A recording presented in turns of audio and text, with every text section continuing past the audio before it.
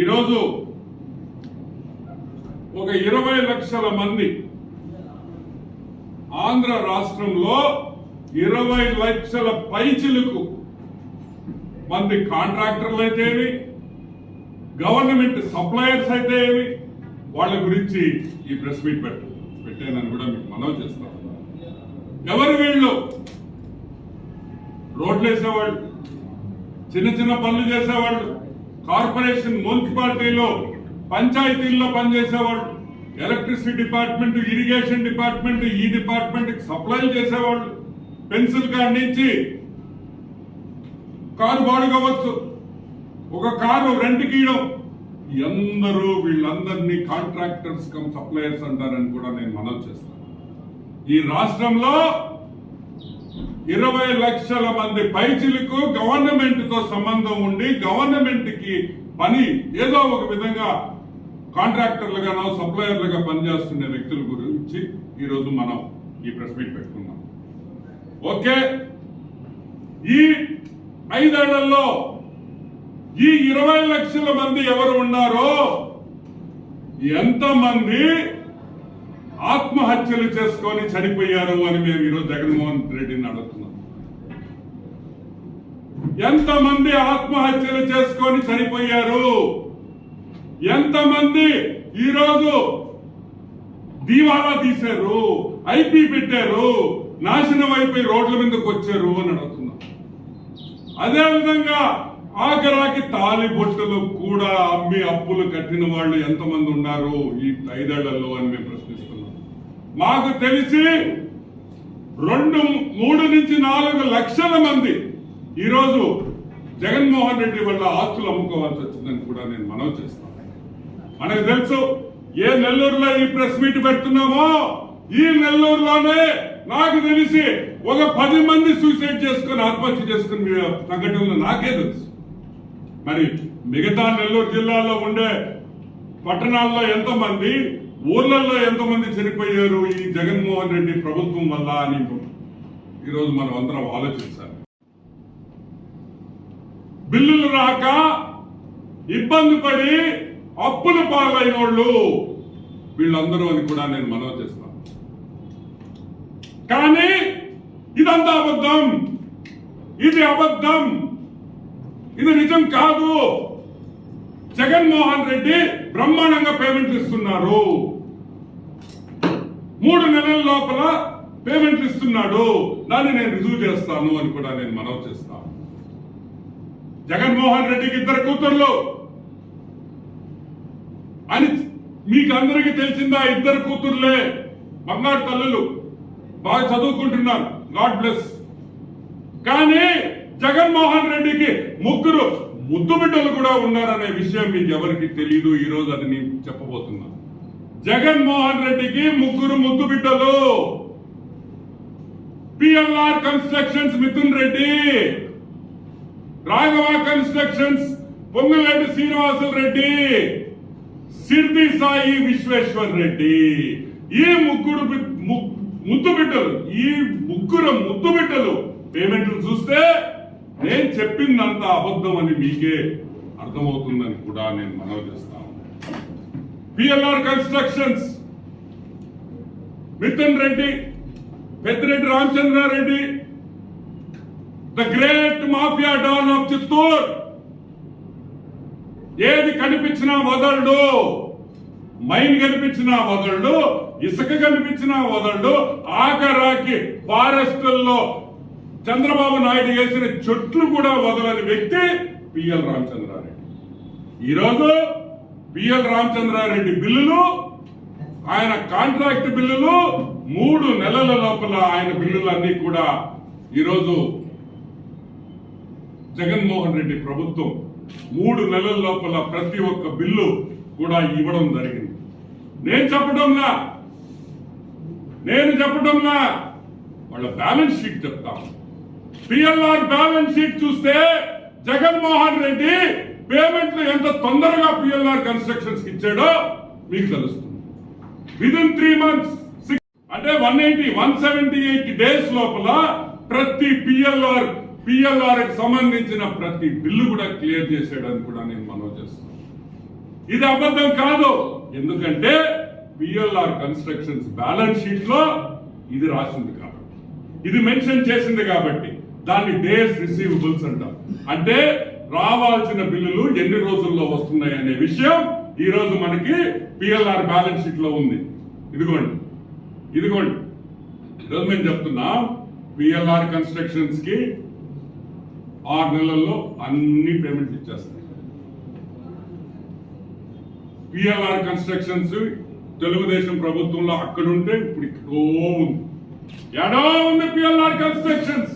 ఎందుకంటే జగన్మోహన్ రెడ్డి ముద్దు బిడ్డ కాబట్టి, పెద్ద ముద్దు బిడ్డ. ఈ ముద్దు బిడ్డకి ఏది కూడా ఆగదని కూడా నేను మనవి చేస్తా ఉన్నా.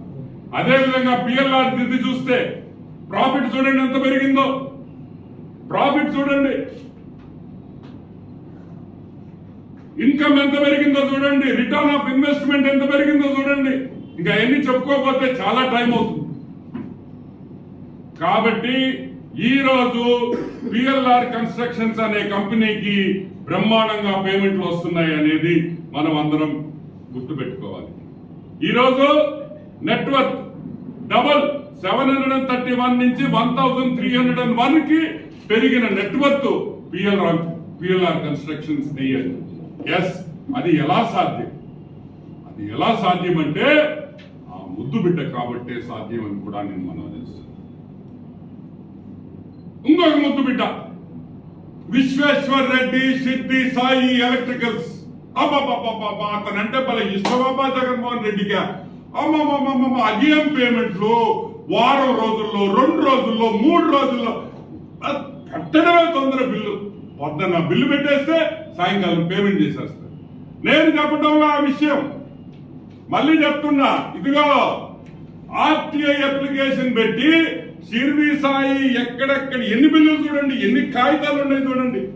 ఇదిగోండి ఒకటి, ఇప్పుడు ఎన్ని బిల్లులు ఇచ్చాడో చూడండి. 1, 2 ఇట్టా 15 షీట్లు ఉన్నాయి. అంటే 10 బిల్లులు టక్కా టక్కా టక్కా జగన్మోహన్ రెడ్డి రాగానే ఎన్ని బిల్లులు ఇచ్చాడో చూడండి. ఈరోజు మేము అడుగుతున్నాం, జగన్మోహన్ రెడ్డి మేము అడిగేది ఒకటే, షిర్డీ సాయికి పేమెంట్లు ఆగవు, షిర్డీ సాయికి పేమెంట్లు ఆగవు, ఆగే ప్రసక్తే లేదని కూడా నేను మనవి చేస్తున్నా. సరే, అది పక్కన పెడదాం. ఎలక్ట్రిసిటీ డిపార్ట్మెంట్ లో ఈరోజు ఎంఎస్ఎంఈలు అంటే చిన్న యూనిట్, మీడియం, మైక్రో ఎంటర్ప్రైజెస్, చిన్న సప్లయర్స్, చిన్న బోల్ట్లు, నట్లు. పాపం ఈరోజు మేము అడుగుతున్నాం, జూలై నుంచి పోయిన సంవత్సరం జూలై తర్వాత ఎంఎస్ఎంఈకి సింగిల్ బిల్లు కూడా ఇవ్వలేదు, ఒక్క ఎంఎస్ఎంఈ కూడా పేమెంట్ చేయలేదనే వాస్తవమా కాదా అని మేము అడుగుతున్నాం. నేను చెప్పడంగా మీ ఆడిట్ రిపోర్ట్ లో ఇది బయటపడద్దని చెప్పి ఎంఎస్ఎంఈ పేమెంట్లు 45 రోజుల్లో ఇవ్వాలని సెంట్రల్ గవర్నమెంట్ రూల్ ఉంది. ఆ రూల్ పక్కన పెట్టి తుంగతొప్పి మీరు ఆడిట్ రిపోర్ట్ లో దాన్ని బయటికి రాకుండా the company has not adequately identified the enterprises under medium and small enterprises అని ఆడిట్ రిపోర్ట్ లో రాయిస్తారా? అంటే చిన్న యూనిట్లు ఇంకా మేము ఐడెంటిఫై చేయలేదు కాబట్టి వాళ్ళ వివరాలు మా దగ్గర లేవని ఎలక్ట్రిసిటీ డిపార్ట్మెంట్ ఆడిట్ రిపోర్ట్ లో ఇస్తుందా? పేమెంట్లు ఎగదొప్పి పేమెంట్లు ఇవ్వకుండా 7 నుంచి 8 నెలలు అయింది మీరు పేమెంట్లు చేసి ఎంఎస్ఎంఈలకి. ఒక ఎలక్ట్రిసిటీ డిపార్ట్మెంటే కాదు, ప్రతి డిపార్ట్మెంట్ లో కూడా ఇదే పరిస్థితిని నేను మనవి చేస్తాను. అంటే పేదల పక్షాన పెత్తందారులు. అంటే ఈ ముగ్గురు ముద్దు బిడ్డలు పేదోళ్ళ? జగన్మోహన్ రెడ్డి హాఫ్ టికెట్ అని మేము అడుగుతున్నాం. వీళ్ళు పేదోళ్ళ? షిర్డీ సాయి పేదోడా? పిఎల్ఆర్ పేదోడా? రాఘవ కన్స్ట్రక్షన్స్ పొంగులేటి సుధాకర్ రెడ్డి, శ్రీనివాస రెడ్డి పేదోడా అని మేము అడుగుతున్నాం. వీళ్ళేనా నీకు పేదోళ్ళు? అయితే నువ్వు చెప్పింది కరెక్ట్, నువ్వు పేదల పక్షాన్ని, దాంట్లో ఎటువంటి అనుమానం కూడా లేదని నేను మనవి చేస్తాను. పేమెంట్ సంగతి వస్తే ఏమయ్యా ఆ ముగ్గురు రెడ్లే కనిపిస్తారా నీకు? మన కులస్తులు ఇంకెవరు కాంట్రాక్టర్లు లేరా?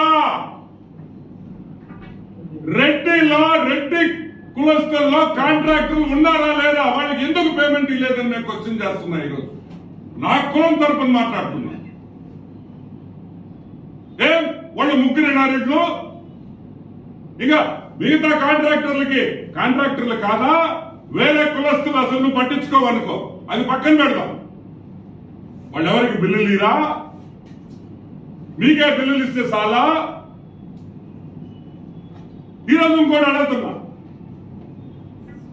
వైసీపీ ప్రభుత్వం జగన్మోహన్ రెడ్డి వచ్చిన తర్వాత 99.99% వర్కులు చేసిందంతా వైసీపీ కార్యకర్తలు.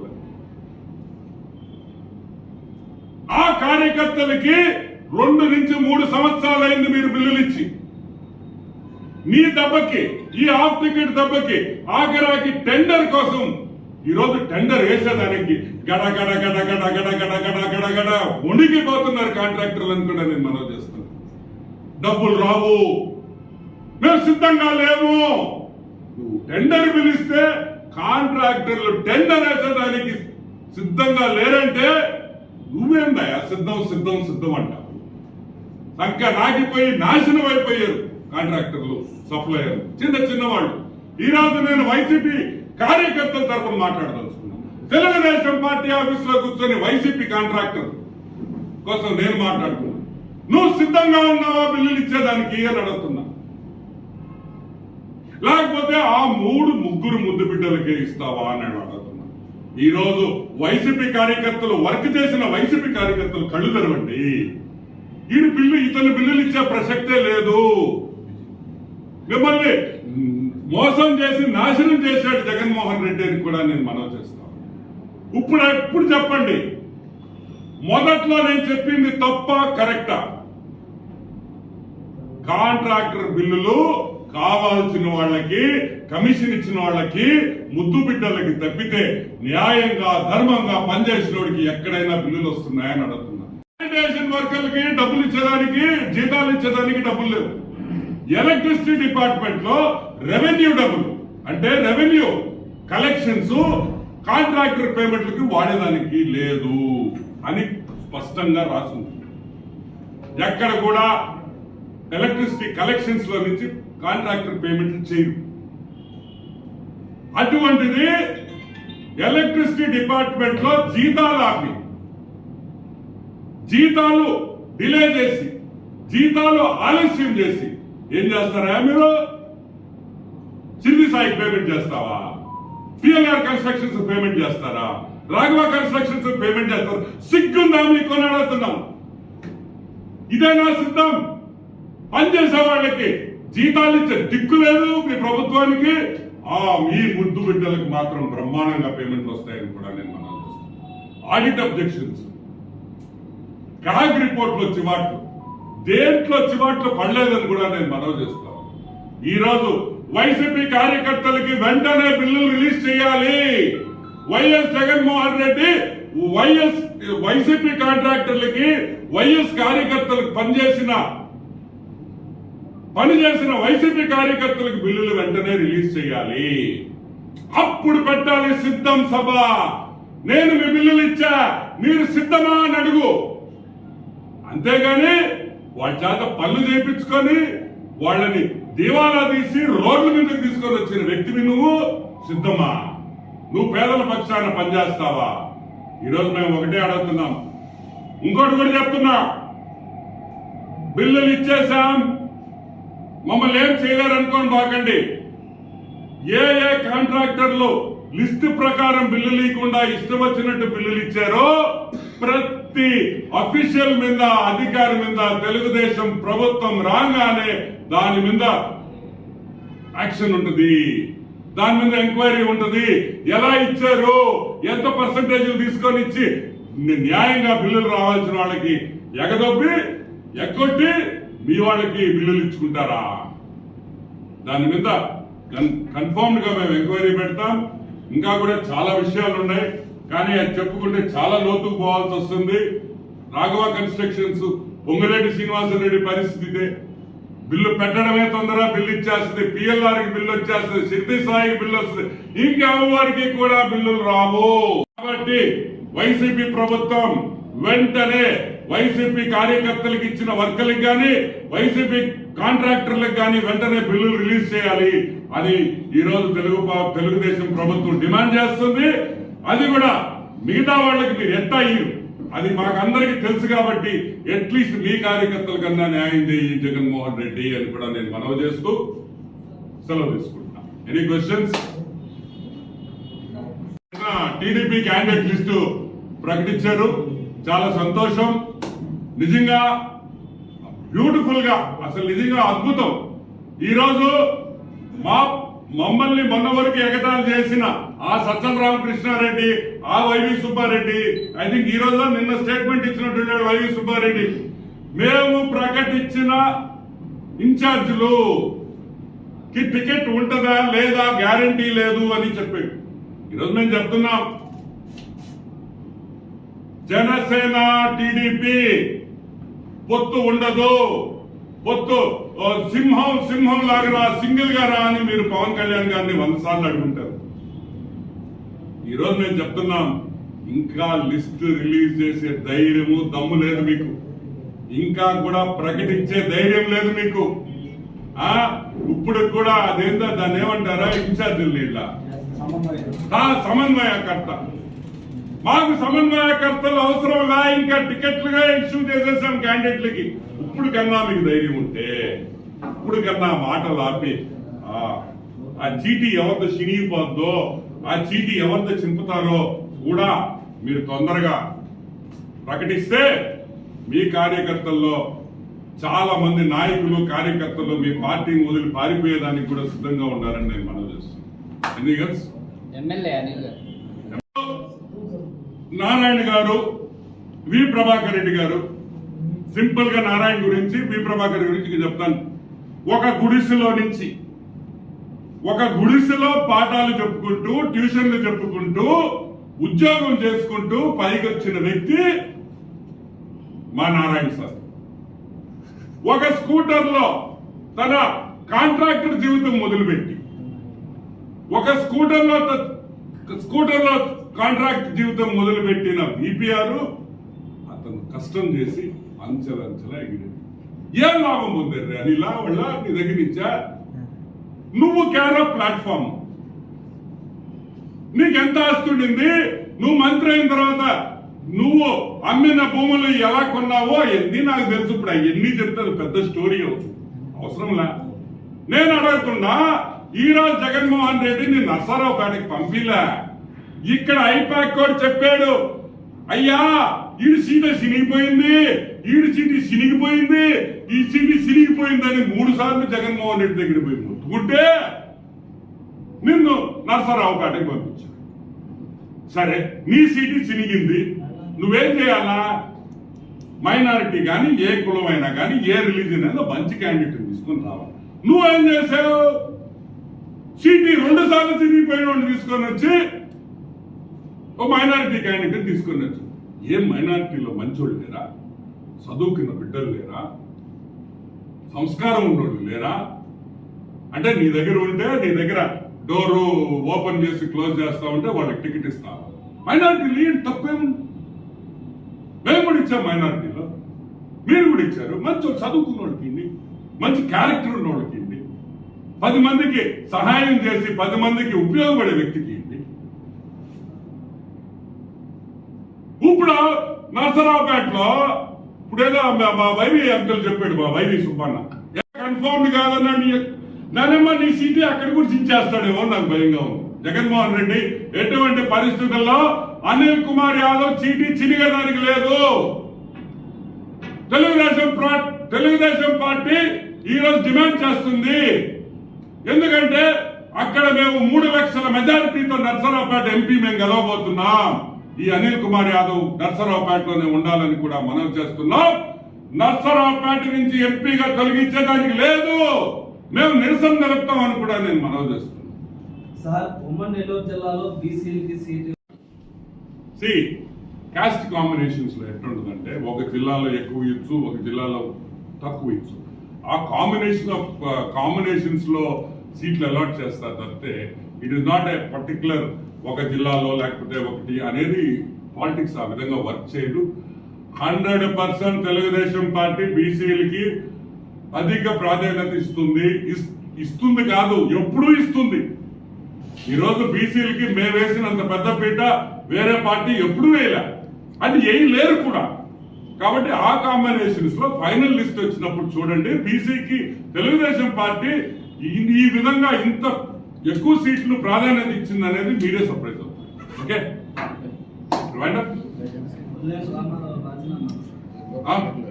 బొల్లేరు రామారావు రాజీనామా అయ్యా బొల్లేరు రామారావు రాజీనామా చేసేది లేదు. ఆ సాక్షి వాళ్ళకి ఆ సాక్షి స్క్రోలింగ్ చూడబాకుండా మీరా, ఆ సాక్షి స్క్రోలింగ్ వాడికి నెగిటివ్ తప్పితే వాడికి పాజిటివ్ ఏడని ఉంటుంది. ఆ సాక్షి వాడికి ఈడు వెళ్ళిపోతున్నాడు వాడు సిటీ మా జగన్మోహన్ రెడ్డి సిటీ తిరుగుతుంటే అది పెట్టడు వాడు సాక్షి వాడు. అదేమంటే పాప ఆంధ్రజ్యోతి ఈటీవీ వీళ్ళ మీద బడి కొట్టడము దంచడము.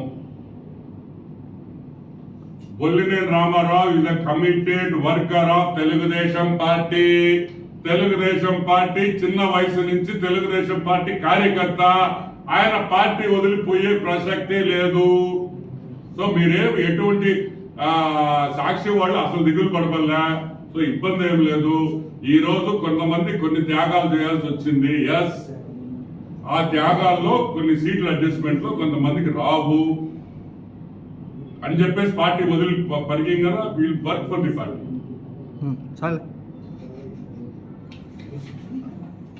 మీరు ఇంకొక పాయింట్, జి ప్రభాకర్ రెడ్డికి సీట్ ఇస్తానంటేనే ఆయన వద్దు నాయన ఇక్కడ సీట్ వినిగిపోయింది మీ వాడిదని ఆయన వెళ్ళిపోయాడు. పాపం మంచోడు, కొంచెం కల్చర్ ఉన్న వ్యక్తి కాబట్టి ఏమన్నాడు బయటకు వచ్చి, పర్సనల్ రీజన్స్ వల్ల నేను రిజైన్ చేశాను, నేను రాజీనామా చేశాను, నేనేం చెప్పను, నన్ను అడగద్దు అని వెళ్ళిపోయాడు ఉండదనంగా. కానీ ఆయన మనసులో మాట ఇప్పుడు నేను చెప్తున్నా, సీటీ సినిగింది.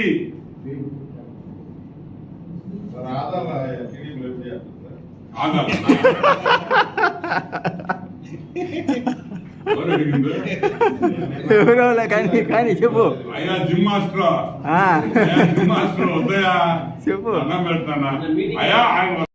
ఆయన ఏమో క్యాన్వస్ చేసుకుంటున్నాడు, ఆయన ఇష్టము, మమ్మల్ని కాదని లాస్ట్ మూమెంట్ లో పోయాడు.